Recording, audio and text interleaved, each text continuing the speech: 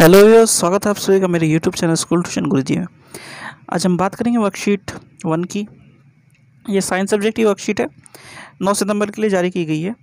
Class 6 के लिए है। यहाँ बच्चे अपना नाम लिखेंगे या अपने क्लास टीचर का नाम लिखेंगे। जब हम इसे ध्यान से देखेंगे तो ये साइंस सब्जेक्ट की वर्कशीट जो है, ये हमारा जो चैप्टर है, चैप्टर 1 भोजन कहाँ से आता है, उसके बारे में है। और ये कुछ सवाल जवाब कर रही है अपने आप में और आपसे, ताकि ये समझ सकें और आप जान सकें कि खाने को अलग अलग चीज़ों में कैसे प्राप्त किया जा सकता है या अलग अलग चीज़ों से कैसे प्राप्त किया जा सकता है। तो सबसे पहला ये प्रश्न ही पूछ रही है आपसे। क्या पूछ रही है? आज आपने क्या खाया।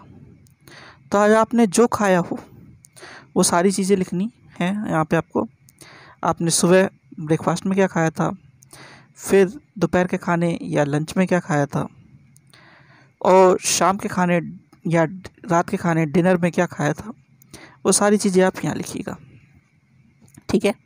अगला प्रश्न ये पूछ रहा है, क्या आपने आज और कल एक जैसा खाना खाया था। हम बहुत से लोग ये जानते हैं कि बच्चों को एक तरह का खाना पसंद नहीं है, तो उनके मम्मी पापा उन लोगों के लिए हर रोज़ कुछ नया बनाने की कोशिश करते हैं और कोशिश करते हैं कि अगर वो एक ही सब्ज़ी 2 या 3 बार बना रही हैं हफ्ते में, तो उसे भी हर एक दिन के हिसाब से बदल के बनाएं। तो मेरा मानना यह है कि जो आज हमने खाना खाया था वो कल जैसा नहीं था। तो इस हिसाब से एक कुछ प्रश्न क्या पूछ रहा है, क्या आपने आज और कल एक जैसा खाना खाया था। तो इसका आंसर है नहीं। ठीक है। अब आगे क्या कह रहा है देख लेते हैं। आगे कह रहा है ये, प्रत्येक भोजन विभिन्न पदार्थों से मिलकर बनता है। जैसे चावल 2 पदार्थों से, चावल और पानी से मिलकर बना है। तो ये क्या कह रहा है कि हर कोई जो पदार्थ है, यानी हर किसी कोई भोजन है, वो 2 तरह के या 2 से अधिक तरह के पदार्थों से मिलकर के बनता है। इसने एक उदाहरण दिया, जब हम चावल बनाते हैं, आपने देखा होगा कि आपकी मम्मी या पापा जब भी खाना बनाते हैं, कुकर में बनाएं या किसी पतीले में बनाएं, तो चावलों के साथ, कुछ सूखे चावलों के साथ कुछ पानी डालते हैं।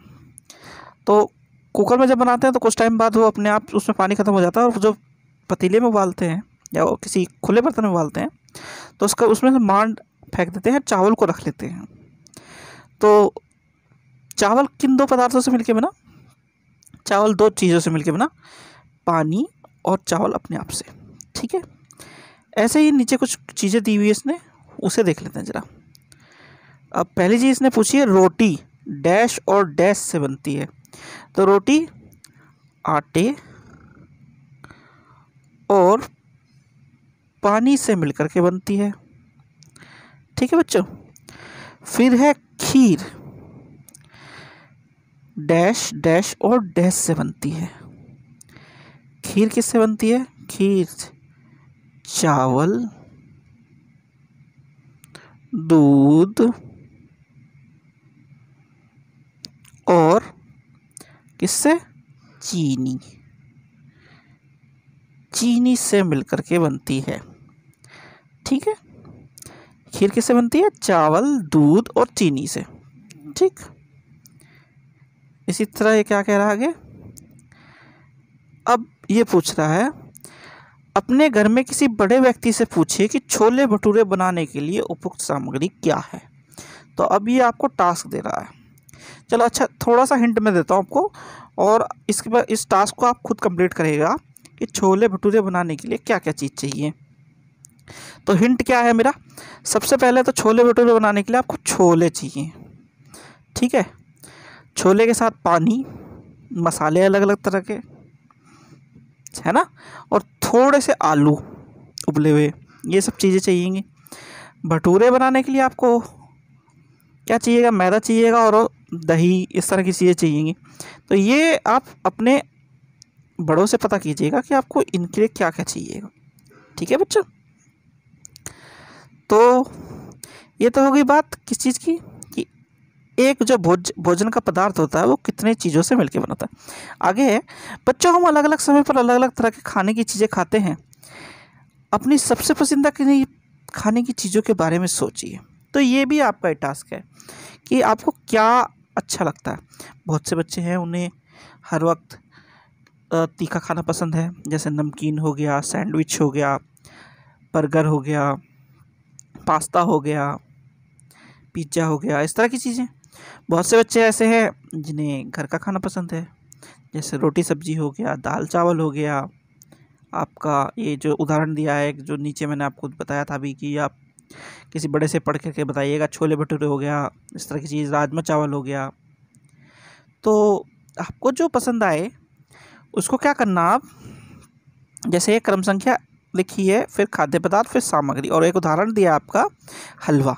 तो हलवा किस किस चीज़ों से बनता है? सूजी चाहिए, उसके लिए घी चाहिए, पानी चाहिए, चीनी चाहिए।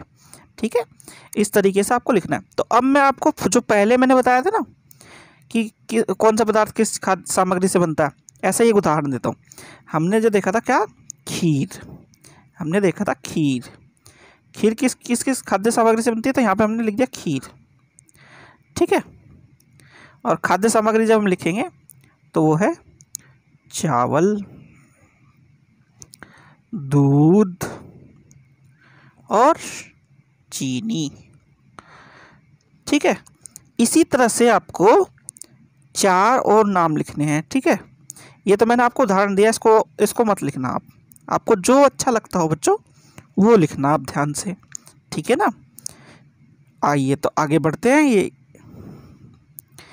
अब है हमारे भोज्य पदार्थ, यानी हम जो खाना खाते हैं वो सहायक हैं ऊर्जा प्रदान करने में।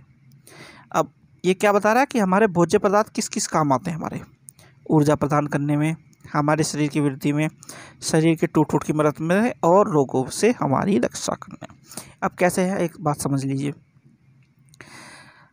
भोज्य पदार्थ सहायक है हमारे ऊर्जा प्रदान करने में, क्योंकि अगर हमें कुछ घंटों के लिए या चाहे पूरे दिन खाना ना मिले तो हमें क्या महसूस होगा? हमें कमजोरी महसूस होने लगती है। तो ऊर्जा प्रदान करने के लिए सहायक है भोज्य पदार्थ। फिर है हमारे शरीर में वृद्धि के लिए। कोई कोई बच्चा खाना कम खाता है या खाता ही नहीं है, बाहर की चीज़ें खाता है, या फिर बाहर की चीज़ें भी जो खाता है वो अच्छी तरीके से नहीं खाता है, तो क्या होता है, उसके शरीर की वृद्धि नहीं होती। ठीक है ना, तो शरीर की वृद्धि के लिए भी हमारे खाना आवश्यक है। खाना, घर का खाना इसलिए अच्छा होता है क्योंकि हमें पता रहता है कि हम खाने में क्या क्या खा रहे हैं। ठीक है, अब है शरीर की टूट फूट की मरम्मत के लिए। अच्छा, आपने देखा होगा कि कई लोगों को जब चोट लग जाती है तो या बीमार हो जाते हैं या कुछ और हो जाती है दिक्कत, तो उन्हें कुछ एक विशेष प्रकार का खाना खाने के लिए बोलते हैं। ऐसा क्यों बोलते हैं? ऐसा इसलिए बोलते हैं कि उनके शरीर में जो दिक्कत हुई है, कोई भी कमी आई है या टूट फूट हुई है, जैसे कि इसमें लिखा है टूट फूट की मरम्मत के लिए, उस कार्य के लिए इस तरह का कहा जाता है।